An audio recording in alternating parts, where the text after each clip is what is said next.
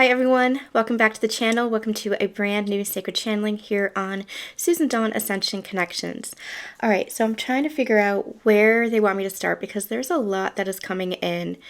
As with most of my channelings, there's information that comes in. I'll get a phrase, I'll get a vision, I'll get something, a feeling of something big that's coming in when we're doing these channelings. And this is why I started this channel specifically, because I didn't want it to get lost in all the other readings. But I'll get some kind of a phrase or an understanding, and then I'll be called to sit with it for a while. And I understand now that it's because there is like momentum that's gathering. It's no coincidence that we're doing this reading today. Today is March 23rd, 2023. Take the messages as you're called to them. All of these readings are meant to be timeless, but as we're channeling this message, there is a significant cosmic event that is happening. Again, watch these messages for the messages themselves, not for the astrology, but there is a significant cosmic event that is happening. We did channel some of this over on Susan Dawn Spiritual Connections, my main channel, for the new moon and the equinox, which has just passed, which is also very instrumental in everything that is going on, and it is all-encompassing. Pluto is moving into Aquarius, which has not happened since the 1700s, the 18th century, where we saw the French Revolution, where we saw major upheaval, systemic changes take place. We had the American Revolution. We had the foundation, we had the dismantling happening essentially all at once. We haven't seen this transit since then in 240 some years. So it's very significant. Pluto is the planet of transformation, of rebirth. It is I'm also hearing destiny. It is the planet of destiny and fated events. And it is also, especially moving into Aquarius, it is a showcase of what is to come.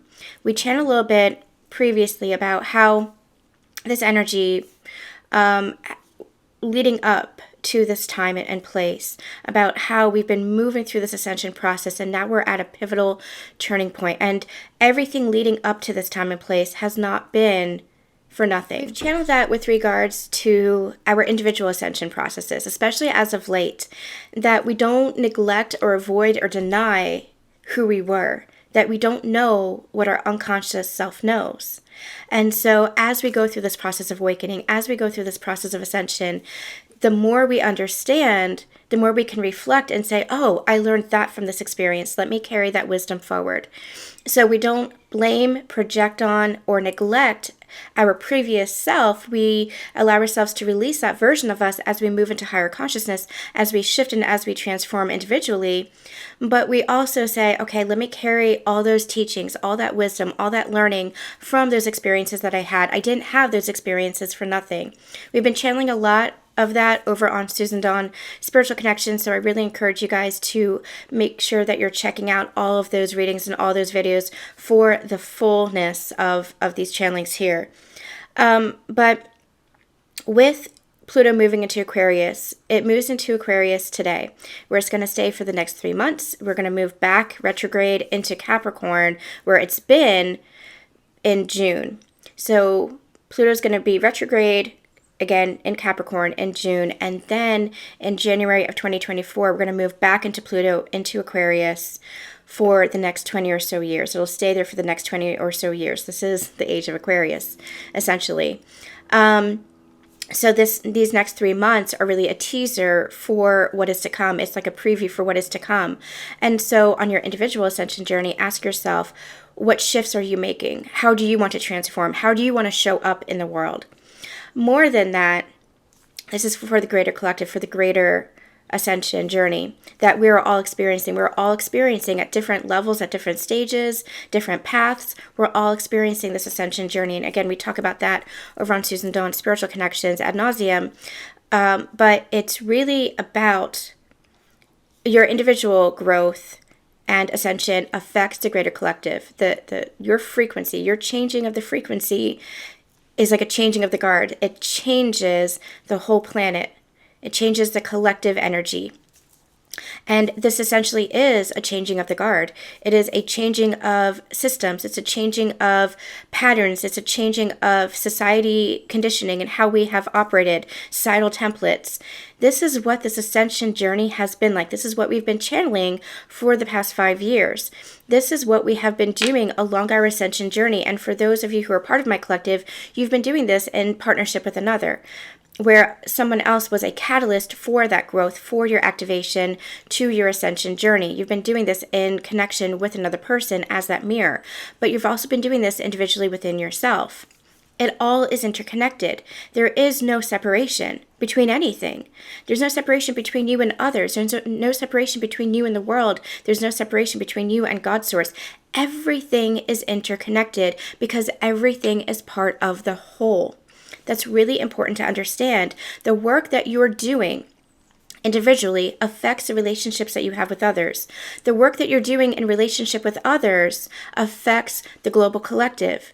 It's all interconnected. It's all this beautiful woven tapestry. So it's really important to understand that. So I'm trying to see where they want me to go. I have a note here called the Sacred Breath.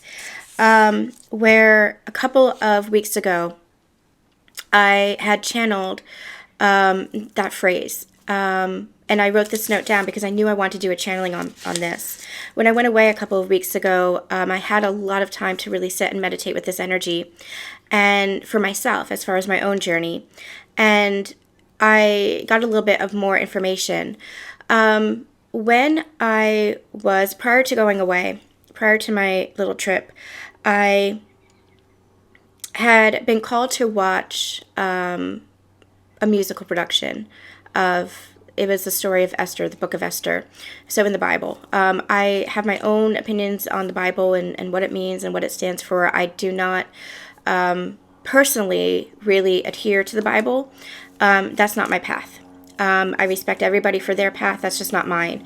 However, I have had an interest in the stories written there because I believe that there's a lot of metaphor. I believe that there's a lot that we can learn from the Bible, especially when it comes to our own experiences, but especially when it comes to our own ascension. I'll get into that someday if you ever want to hear about my own opinions and stuff. But that's not necessary now. It's not relevant now. However, many years ago, I was gifted a ticket to the Sight and Sound Theater, the local Sight and Sound Theater. The Sight and Sound Theaters are huge productions that are based on biblical stories, like Jesus, Moses, the Book of Esther, for example. They're amazing. They're musicals, but they're like gigantic productions. Like think Broadway, but bigger. They have live animals. They have amazing sets. As a musical theater lover, it's beautiful. When I started my ascension, I did not have a close relationship with Jesus because I had a lot of religious trauma, not just from religious upbringing. My family wasn't very religious, thankfully, but I did grow up in a Catholic setting. My parents went to Catholic school, and that informed them. And then I went to, Sunday school and CCD and all that stuff. And as soon as I was confirmed from CCD, then I decided to leave the church. And that was actually almost like a family decision, because I decided I didn't want to continue to go to church because I was feeling worse going in or leaving than I did going in. And I was always very spiritual in nature, but it never made sense. Religion never really made sense to me. To quote Thomas Paine, my country is the world and my religion is to do good. I read that in the 9th grade and I was like, yes, that makes sense. I also grew up with a best friend who was Jewish, and so I learned a lot about Judaism, and that made sense to me. And as I studied more world religions like Hinduism and Buddhism, that made sense to me. So it was like spirituality opened me up. Like I said, I was always spiritual. I've always had that kind of foundation, but I'm more spiritual than I am religious. I do not bemoan or, negate anybody, their paths. Whatever your path is I respect it completely. But this was my path, and this is my platform, so I'm sharing my experiences here. But this was my path, and So I look at it through that lens, through a very different lens than maybe those who are more religious might. So I didn't have a very strong connection with Jesus. My connection with God had even been fractured through my traumatic experiences with illness, although I was really finding my way back to that through the illness that had catalyzed me to awakening. Now I was catalyzed to the Ascension journey, which is a deeper level of awakening. You think you're awakened until you start your Ascension journey, and that is a whole new ballgame. We always say that it is a deeper level, a deeper dive. So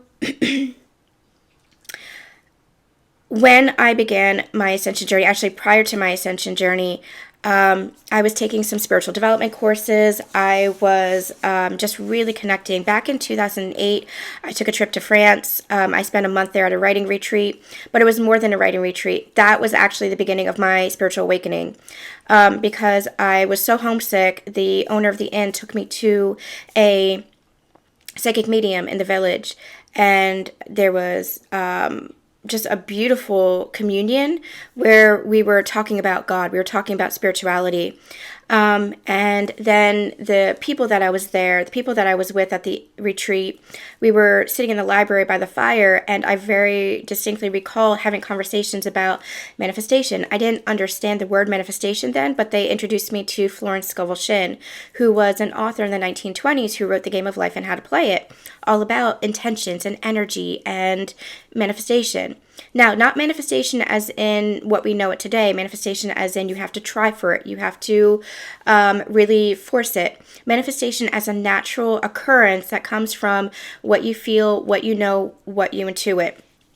And then as I began my psychic development courses and spiritual development courses and really opening myself up, which I had shut down as a child, really opening myself up again, I began to go to some guided meditations, and I had visions of Jesus and dreams of Jesus and even visions of my twin flame and divine counterpart that I didn't know was my twin flame or divine counterpart.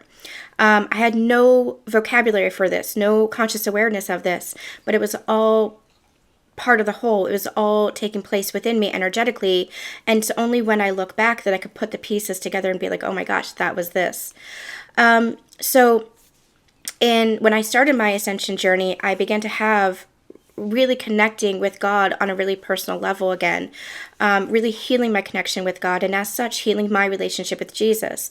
When I was sick with Lyme disease, I had a friend whose father was a pastor, and so he would come over and we would talk all the time about God and about life and about the universe and things like that. But he was coming from that space, and I never connected with that Jesus. And so it was almost like I was pushing that energy of Jesus away. But when I started my Ascension journey, I began to have a personal connection with Jesus, and I began to understand what those teachings were, what that Christ consciousness really was. And again, we go into all of this on this platform. This platform, again, is through my perspective, through my experiences, through my own filter that we channel through. But the teachings are the same. The teachings are very general. They can be very general, just filter through my experience, by which I say I share my personal story through this platform. And you'll all have your stories. You'll all have your experiences and your filters and your the way you view things as well, the way you come to your understandings and the way that you come to your teachings as well.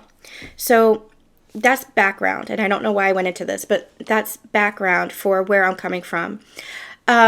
So back in 2018, a friend, after I was sharing, some visions that I had of Jesus and reconnecting on a personal level with Jesus, a friend gifted me a ticket to the Sight and Sound theater production of Jesus, and it was really profound. Well, I'll just skip ahead. So back in 2021, when the pandemic was hitting, I really wanted to see the production of Esther, but I never actually ended up going because everything was shut down. And so a couple of weeks ago, I was reminded of this. I was reminded of the show. And so I wanted to search online and see if I could find it. And I did. They have those available for like $10 to rent. And so I watched the production of Esther, and there was it was a beautiful production, but there was a repeated refrain in the show, in the music, of be still and know, is what they kept saying, be still and know. And that was really touching me because a couple of months ago, the past few months have been very difficult for me. I was going through essentially a massive purge and a massive rebirth, beginning from, I want to say, the solstice, beginning from the end of December into this past March. It was heavy. And I feel like I just came out of it last week, where there's a sense of peace, where there's a sense of renewal, where there's a sense of compassion and love, and just everything feels much more peaceful now within myself. And much more peaceful. That's being reflected back to me as well. But it was very difficult, where I was having to have healthy boundaries with myself and with others. I was having to stand up for myself. I was having to go deep within and ask myself, Susan, what do you know within yourself? What is your truth? What is your inner knowing? What is your faith?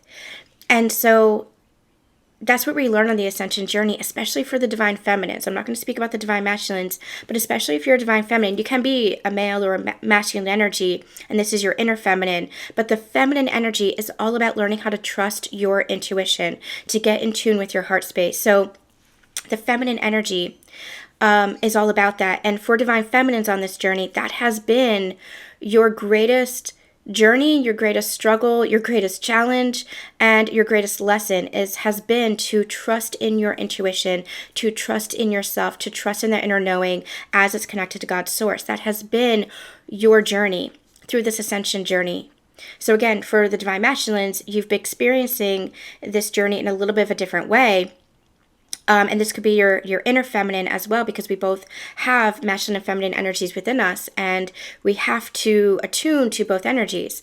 So feminines, you've also been working on your safety, your security, your presence, your discipline, your inner authority as far as your masculine energy. But your core energy as the divine feminine, your greatest challenge has been to trust in your intuition along this journey. And so that's what I was coming back to. And that's why I took a couple of days away to just really quiet the mind and quiet myself and step away from influence and step away from chaos and step away from everything and not engage and just come back to myself. And in those moments when I was by the water, I kept hearing, be still and know, be still and know. That refrain from that musical, be still and know. Be still and know yourself. Be still and know God. Now, part of that be still and know is a lot of us have felt like we're in a void right now, where we're in between worlds. And we've felt this all along this ascension journey as we are raising in frequency, as we are leveling up, as we are moving through different phases of this journey. We've experienced this in many different ways. Ascension is essentially an onion. You peel back a layer and there's more. There's more to uncover about yourself, to go deeper within your own inner knowing, to go deeper with your faith, to go deeper with your connection to God, with yourself, with others. It's all about becoming really deeply intimate with yourself, with your partner, with God's source energy as the Trinity energy, all three. But it's all about going deeper and allowing yourself to go deeper, allowing yourself to open up and go deeper. And so what I kept getting was that it's all part of that same whole. It's all part of that same oneness.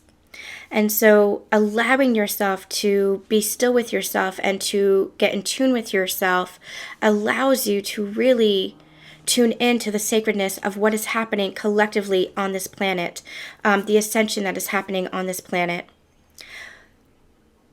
We've been going through a massive, and I'm hearing the word radical change. We see this in beautiful ways.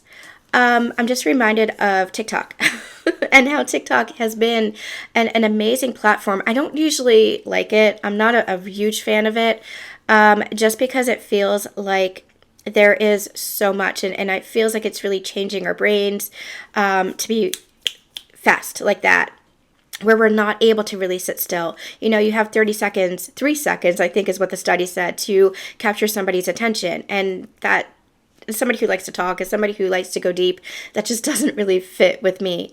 But it is a wonderful resource for awakening, especially when you look away from the spiritual side of things and just look at the collective on the planet as a whole, what is happening within our 3D world. What's happening is you are seeing more people understanding, okay, this is not normal.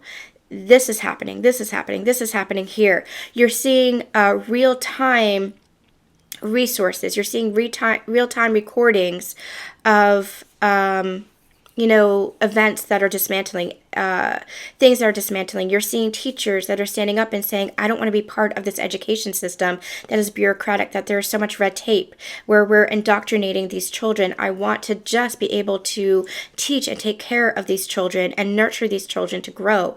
On the flip side, you're also seeing teachers who are part of like a Montessori system or a Waldorf school who are really hands-on in their approach to learning and cultivating that love of learning. You've heard me share my own experiences with Montessori school and the love of learning that came from that. And how learning is not about reiterating facts and figures, but it's about questioning. It's about curiosity. It's about asking those questions. And learning for yourself. As a lit major, that is one of the greatest gifts. You can make fun of lit majors all you want, but that is one of the greatest gifts I ever learned for myself, was to read books and have that critical thinking and think for myself. I had a professor in college who really wanted his answers, for his interpretations. And that really irked me, and I understood that there's going to be people in this life who will not have that openness, but it's all about expansion. You can have your own opinions, and that is beautiful. Always through respect, though. Always through respect. If you're not respectful, you don't have to engage. I won't get into that here, but if you're not respectful, then you don't have to engage. You don't have to listen. You don't have to, participate. Respectful communication, respectful conversation, respectful disagreements. That's where it's about. And everybody has their translation. Everybody has their interpretation. That's where I'm just seeing like all these wars on this planet. That's where it all comes down to. It comes down to we're fighting with each other rather than trying to understand each other and trying to learn together. So, where was I going with that? Oh, so you're seeing two sides of the spectrum. You're seeing the dismantling and you're seeing the creation, which I think is amazing. They're showing the revolution that's happening now in France. They're showing people standing up and fighting for their water rights.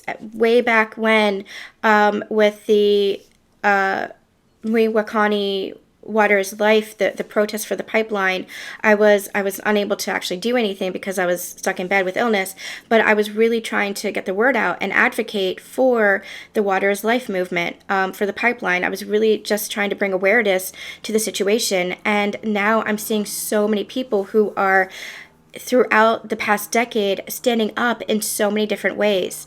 Passing the mantle, so to speak, passing the mantle down the line so that other people are awakening and saying, this isn't right.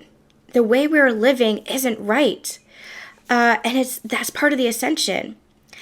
The more that you wake up, that's one level of awakening. You wake up to the way that you're living and you're saying, this isn't right, the way that we're collectively living. I don't want to get too much into that today, but that's part of like the first level of awakening, is understanding that the way that you're living, it doesn't have to be that way that you were conditioned to, that you can change the template. And then the deeper you go on your awakening and your ascension, you understand that it all comes down to what's happening within you, your energy. And the more that you heal your energy, the more that you heal within yourself, you heal your own inner templates, your own patternings, your own projections. The more that you heal that, the more that you are helping to collectively heal the world. And many people do that in many different ways, some through advocacy, some through philanthropy, some through just speaking up and speaking their truth. But everybody goes through different stages of that. So I didn't want to go into all that today. I'm not sure why I was asked to go into all that today. So we had Be Still and Know. Okay, now they're bringing it to me. They're saying, this is why. So when I was first activated to awakening, I was a huge advocate for the awareness of Lyme disease, and I still am. Again, I was, protesting the water is life. I was really advocating when it came to politics, when it came to animal rights, especially, there's a beautiful nonprofit called the Beagle Freedom Project that I've been a part of, advocating for animal rights, advocating for patient rights, the medical system dismantling, the education system dismantling, changing, not just dismantling, but changing. From the destruction comes the creation. We've channeled Kali Ma, and Kali Ma has been part of this process, part of this ascension process, because she is that destruction, that creation all at once, in a fierce warrior energy, but very lovingly and very compassionate as well. She doesn't destroy for destruction's sake, but for the creation that comes afterwards, that is built afterwards. She is essentially, she's saying, that bridge. And so, for myself, I was a very vocal advocate. And then as I was launching this ascension journey, I essentially took a step back and I saw other people picking up that mantle for the advocacy work. Again, I'm still part of it, but not as much as I was. I still connect with patients and I still do advocacy work, but not as much as I was, because my role has shifted, and I can see how my role has really shifted as that evolution occurs within myself. And that's the evolution and expansion that's occurring on this planet. There's going to be various different shifts. You're going to see your friends and your family going through different shifts in their life and their experiences. And it depends on where they are, what stage they're at. There is no hierarchy. That's really important to understand. There is no hierarchy. Especially people in the spiritual community can get very confused. They can be very competitive with each other by saying, oh, I understood that a long time ago. It's not about that. Everybody is at different stages. And so that's where we hold the space, and that's where we hold the compassion. If we have been more conscious, especially when it comes to our friends and our family, if we've been more conscious and on this journey for a while, it can lead to a lot of frustration where you can be like, I don't understand how you don't see it. But they're at their level of awakening. They're at their level of ascension. And your job is to hold that space and hold that light and keep doing what you are doing. Keep healing within yourself. Keep staying true to who you are. Be still and know. Being still doesn't mean not taking action. Being still means understanding within yourself your role, your job, what you're doing, and being true to who it is that you are and the phase of the journey that you are on. Being true to your intention and your intuition. So everybody's at different stages. So within my own experience, I can see that, yes, I was at that stage where I was very, very vocal, and I've pulled back from that. Other people have beautifully picked up the mantle as they're going through their awakening, and I've kind of moved energetically into another space. But that space is still holding space in a different way, energetically in a different way. So it's about being still and knowing where my journey has led me, where my path is leading me. And that's happening, again, as a collective. So I want to see where they want to bring me now. The sacred breath. As I was hearing this be still and know energy, as I was receiving this be still and know energy, I was reminded of a dream that I had back in 2014, 2015. I can't remember when it was. I've kept this dream journal, 2013. Holy cow, that was a long time ago. So I've kept this dream journal for a long time now, and I don't really sleep very well, so I don't dream a whole lot. But my dreams, again, back then I was sleeping like 20 hours a day because I was very sick, and that's all I could do. And so my dreams were very, very active. And I would write down my dreams because they were like stories. And some of my dreams I've actually infused into my books because they were like stories. But I had one dream that has always stuck with me. And I'm really glad that I wrote it down. I want to share it with you today. It was a dream that transformed into kind of like a sacred channeling. I don't know how else to put it. Where my family, for some reason, was gathered on these docks by the water, and I think it was like supposed to be like Coney Island or something. We were gathered on this dock by the water, and okay, I'm gonna start here. I'm just gonna read it. It's just gonna make more sense as I read it. I do want to say it's very early here, so I was called to get up and just start doing this channeling because it felt very important. So if I feel very kind of convoluted, if I feel very scattered, it's because I haven't had a lot of time to really sit with this. I had a dream that we're going to discuss last night, and Spirit was like, now it's time to do this channeling, and it all is coming together. So please bear with me, and thank you. Okay. She's in the middle of the middle of the dock now, and she's swaying. We gather around her and hold on to her to provide her for support. This was my grandmother, my father's mother, who passed just last year. And that's very significant for a reason. I'm mentioning that it's my father's mother for a reason. Before us lies the water, so blue and clear and glistening that it's impossible not to think of this as a perfect place on a perfect day. Perhaps my memory is wrong. Perhaps it's here that we talk about her, that we're relieved that she's all right, but that we say, why did you leave? Why did you leave? She had gotten away from us. We were gathered as a group and she had wandered away. But it's here that the dream becomes most vivid. Here where it becomes so emotional that I wake up in sobs. Here that I've spent the last 6 pages of description trying to avoid a dream that lingers. We're gathered around her, and it's Grandma, my dad's mom. But when I look in her face, she's so old and worn and thin that I barely recognize her anymore. But then I do recognize her. Later comes the realization that it's not my dad's mom that I'm seeing, but my mom's. My grandmother, who had passed from Alzheimer's. She must have passed in 2002. It was 10 years ago by this point. 2002, 2003, she had passed. So my dad's mom in this dream had transformed into my mom's mom. And as I was getting ready to do this channeling, I understand why. This is what she looks like when I last saw her, old and thin. Her nose is prominent, that Italian nose. Maybe it's this facial feature that makes me realize that it is her after all. Her face is full of wrinkles and is thin, almost too thin. And there's a pale undertone, almost blue, though that could just be the blue veins that look so prominent now against her thin skin. Her white hair is thin too, receded from her forehead. But her spirit, she's gentle and quiet and accepting. I put my arm around her to steady her as her breathing grows shallow and she sways again. My mom's in front of her holding her hands, and we're all there just trying to hold her up. Her knees buckle, and I buckle too under her unexpected weight, though she's so thin she weighs barely anything at all. She doesn't speak. Her breathing is growing more rapid, her lips barely parted, her eyes closed. We're talking to her, saying her name, though not urgently. I think we know what is happening, that there is still worry in our voices.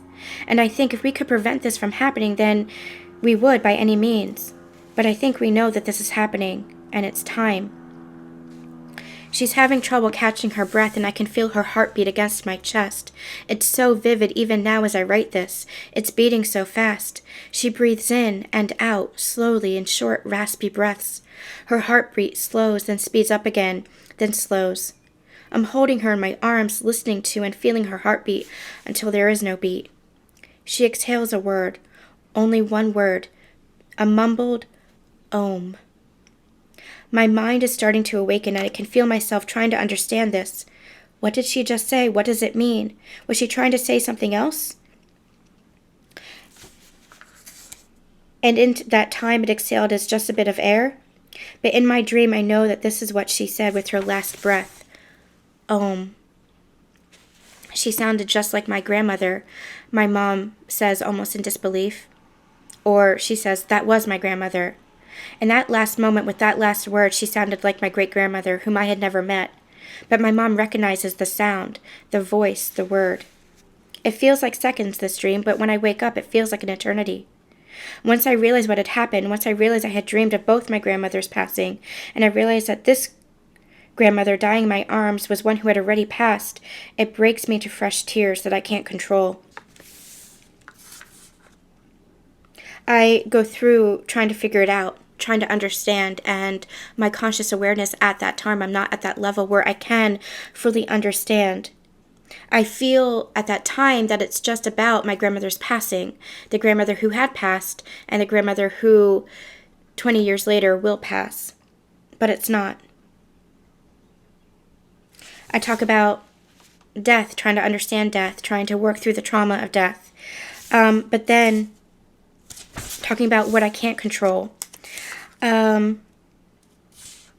talking about the lucidity, talking about what she might have experienced. But this is what I say then. It's this meaning that something has passed, something has yet to pass, and something will pass, that leaves my heart broken and in tears. I wish I could ease her fears. I wish I could take away that suffering and that wondering, that moment, that time, just to move through time. And maybe that's the beauty in the dream, that reminder, that one word, that exhalation of breath, the sacred, the divine, the Om. So I was working through my own experiences back then as I was writing that 10 years ago now. This is 10 years ago. I just got called to look at when exactly in 2013 it was. December 14th, 2013. So this time period, exactly 10 years ago. And what's interesting about that is I was working through my own fears, but I understand it from a different level now. I didn't know what Om meant. I wasn't at that level in my spiritual awareness, my spiritual consciousness, where I understood these phrases, where I understood these words. I didn't understand it then. Om is that sacred breath. It's that divine breath. And that's where in our stillness, in our trust, in our faith, when we close our eyes and when we tune in to our sacred breath, that's when we hear the word of God. That's when we hear the voice of God. That's when we hear our sacred self as one with God. We are always connected to God. That mother, father, divine source. That oneness, we're always connected. And when we tune in to our own breath and our own heartbeat, when we listen to our own knowing, our own intuition, that is when we allow ourselves to feel that sacredness. And that's what this journey is about. It's about the sacredness within ourselves, the sacredness that we have with others in that shared intimacy. When I'm talking about intimacy, I'm not talking about physical intimacy. I'm talking about that emotional sacredness, the spiritual connection that we have with others. And the only way that I know how to explain it is the connection that we have with ourselves, the connection that we have with God. And for those of you who are on a sacred union path with a partner, that sacredness that you have felt with a partner before the triggers and the intensity and the projections and all the pain that this journey brings up. Not that you cause to each other, but that this journey brings up to heal those templates, and you're healing with another through being that divine mirror with each other. That love, that moment of time, that moment of recognition. When through your journey you looked in each other's eyes and you allowed yourself to see. What you were seeing was a reflection of love. What you were seeing was a reflection of sacredness.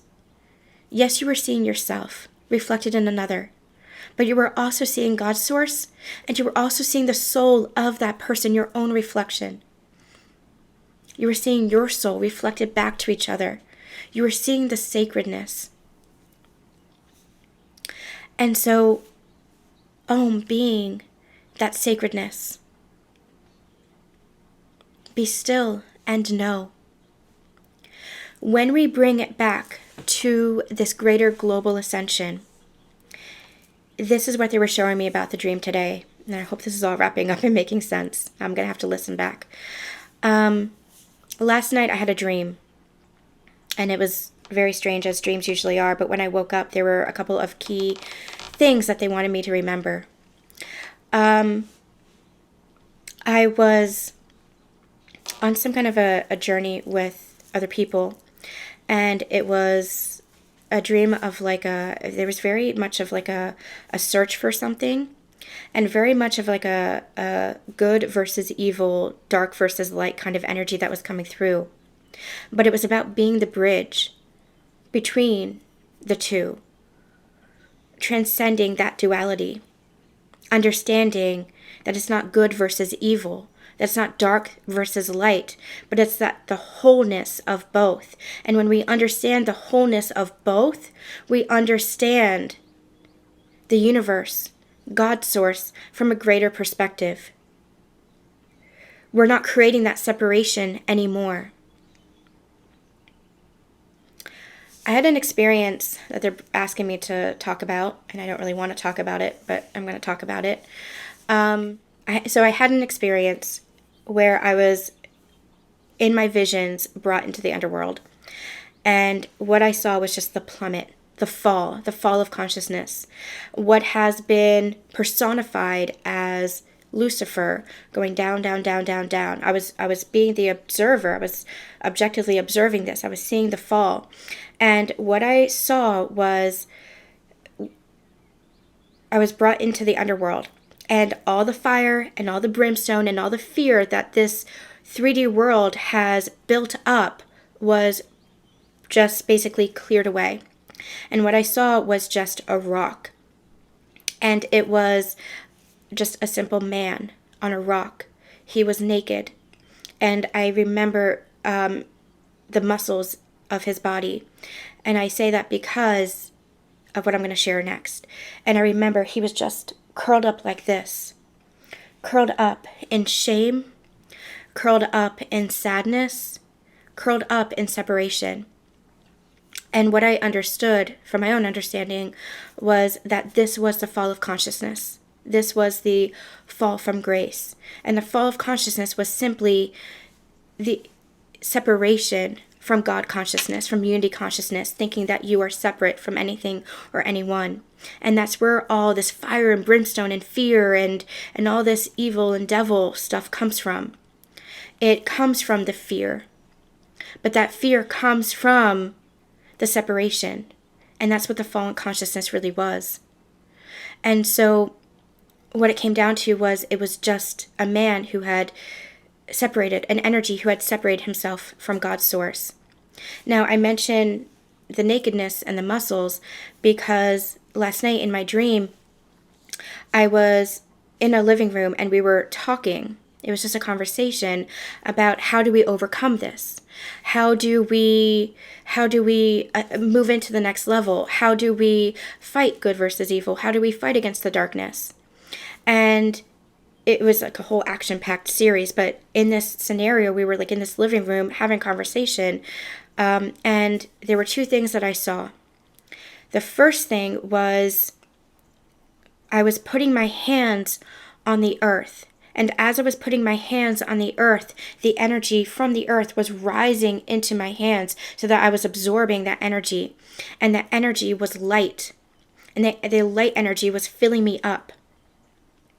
And I was able to pass that along to other people.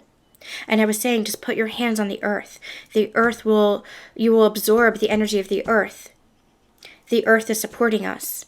And so that's what each of us have the capability of doing. Allowing, and what I'm getting from that is the ability to ground. Allow yourself to ground your energy. Grounding your energy is so important right now. Be part of the earth. Work with the earth. For those of you who are grid workers or who work with the ley lines, who work with the plant consciousness, allow yourself to work with the consciousness of the earth, because the earth has a high frequency that can help to ground you and fill you back up with the light, especially if you've been in this place where you're feeling very depleted. The second thing that I heard was the phrase, find the connection between Atlas and Sisyphus. And that's when I woke up. And so I woke up and I'm like, what the hell was that? Do I now need to look up Sisyphus and Atlas? So Atlas it's the Atlas Shrugged from Ayn Rand. It's Atlas from mythology. Atlas who holds the weight of the world on his shoulders. However, Atlas that's a myth. Or I should say that's taken out of context, or has been taken out of context through history. Atlas isn't holding up the weight of the world as far as planet Earth. He is holding up the celestial bodies. He's holding up the heavens. Sisyphus is the one who is rolling the boulder up the mountain as some form of like punishment. There are various different mythologies, there are various different stories, but the general one is that as some form of punishment or another, he is required to, for all of eternity, roll the boulder up the mountain. Now, what does this come down to? They're bringing in Jesus, Yeshua's energy right now. What does this come down to? The burden has been paid. You don't have to carry that burden any longer. as a collective, we have been shouldering that burden. We have been carrying the weight of the world and the weight of heavens on our shoulders. We have been rolling the boulder up the mountain, and it feels like we're getting nowhere. And Yeshua is coming in with such a gentle, caring energy. Actually, I have Yeshua on my right and Mary Magdalene on my left, that's coming in as that divine union, as that sacred oneness, as that Mother, Father, God energy, as that Christ Sophia consciousness coming in and saying, you are bringing down that template from GodSource. You're carrying in that template. This is what you've been doing on this ascension journey, where you no longer have to feel like you are pushing a boulder up the mountain. And what is it for? It's for this purpose. It's for this period right here, right now. It's for this period right here, right now. Everything that you have been working for, everything that you have been doing, your evolution as a collective, as a species, they're saying, and your own individual growth is having that ripple effect on the evolution of the collective, is for this time and space. You holding up the heavens. It's not you holding up the heavens singularly. It's allowing yourself to realize that you are the bridge. And you don't have to hold up the heavens. The heavens isn't separate from you. They're saying the heavens is a part of you. God's source is a part of you, but that's where you created that separation. That's where the fallen consciousness came. That's where you stepped out of the garden. And we're going to be channeling much more about that more towards Easter, because I've been getting a lot more about that. I plan to do a lot more channeling around that with Yeshua coming through with regards to the Easter season. But they're bringing that through now. You stepped out of the garden. But the garden is always around you. The garden has always been with you. It's just that you believed otherwise. That was the fallen consciousness. That was the disconnect. That was the dismantling, the crumbling of the Garden of Eden. But the Garden of Eden, heaven, has always been within you. The kingdom of heaven is yours because the kingdom of heaven has always been in you. You've always held that power. The problem is that you believed it was somewhere outside of you. You created problems where there were only solutions. You created separation where there was only unity.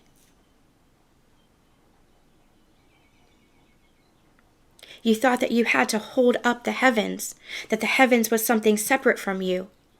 But you are the bridge to bring that template of heaven down to earth. Because that heaven is within you. And so you have been your own Sisyphus. You have been rolling that boulder up the mountain over and over and over again. But you've been getting the same results because you've been doing it the same way. And what you've been learning on this ascension journey is to change the template, to change within yourself, to heal within yourself. And that's what this healing journey is all about. This healing journey is healing, but it's more of a remembrance of who you are, a dismantling of that separation consciousness, which is the illusion, to remember that you are and always have been union. You are and always have been unity. You are and always have been one, not just one within each other on this planet, but one within yourself and one with God's source. And so that is where you tune in to the sacred breath. That is where you tune in to your inner knowing. That is where you be still and know that heaven is within you. The kingdom of God is within you and always has been.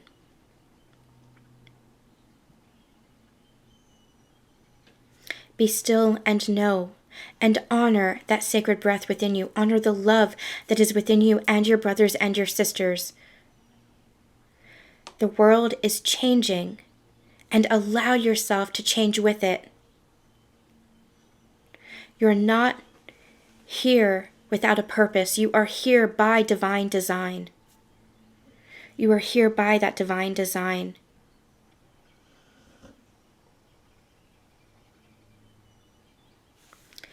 All right. Everything's synchronous today. As I was downstairs taking the dog out, I said, let me get a cup of tea. It's a little bit cold now. I said, let me get a cup of tea in case I need a drink. And as you heard, my voice was kind of going in and out, but I wanted to keep going. So I grabbed a mug, and she believed she could, so she did. And it's just really, and the phrase on here is something special is brewing. Everything seems very synchronistic today. All right, I pulled some cards out. I pulled some decks out to see if we wanted to channel some more, but I feel like we're going to end here. I feel like we did the channeling. So we might come back with a second part to this and do a reading and see if there's any more, but I feel like, yeah, I'm losing my voice a little bit. So I feel like that's going to be it for today. A very powerful channeling, but we're going to have much more in this energy to come. Much more in this energy to come. This feels big. Yeah, and what they're saying now is this was setting the foundation for more channelings to come on this energy. Like I said, I wanted to channel about the garden.